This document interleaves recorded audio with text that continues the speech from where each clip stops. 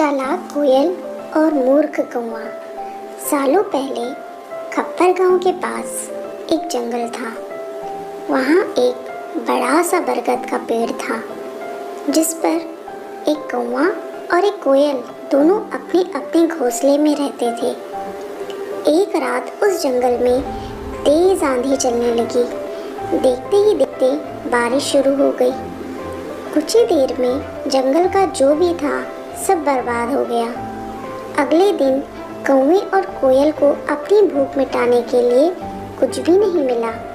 तभी कोयल ने कौवे से कहा, हम इतने प्यार से इस जंगल में रहते हैं, लेकिन अब हमारे पास खाने के लिए कुछ नहीं है, तो क्यों ना जब मैं अंडा दूं तो तुम उसे खाकर अपनी भूख मिटाना, और जब तुम अंडा दोगे तो उसे खाकर मैं अपनी भूख मिटा लूंगी। कौवे ने कोयल की बात पर सहमति जताई। संयोग से सबसे पहले कौवे ने अंडा दिया और कोयल ने उसे खाकर अपनी भूख मिटा ली। फिर कोयल ने अंडा दिया। कौवा जैसे ही कोयल का अंडा खाने लगा तो कोयल ने उसे रोक दिया।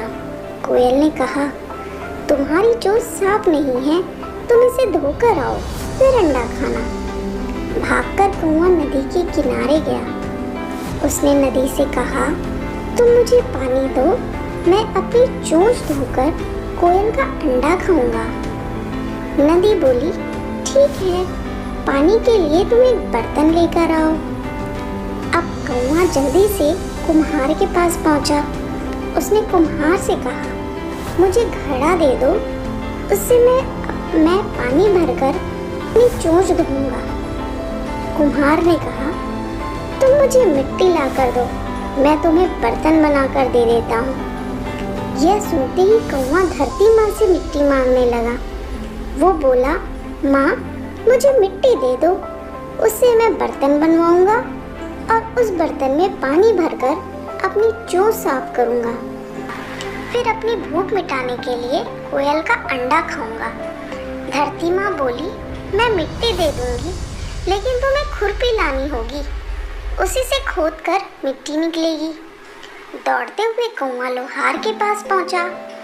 उसने लोहार से कहा, मुझे खुरपी दे दो, उससे मैं मिट्टी निकालकर कुम्हार को दूंगा और बर्तन लूंगा।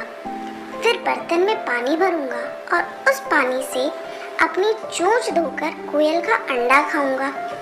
लोहार ने गरम गरम खुरपी कौवे को दे दी। जैसे ही कौवे ने उसे पकड़ा, उसकी चोंच जल गई और कौवा तड़पते हुए मर गया। इस चतुराई से कोयल ने अपने अंडे कौवे से बचा लिए। कौवे और कोयल की कहानी की यह सीख है कि दूसरों पर कभी भी आंख बंद करके भरोसा नहीं करना चाहिए। इससे नुकसान खुद का ही होता है।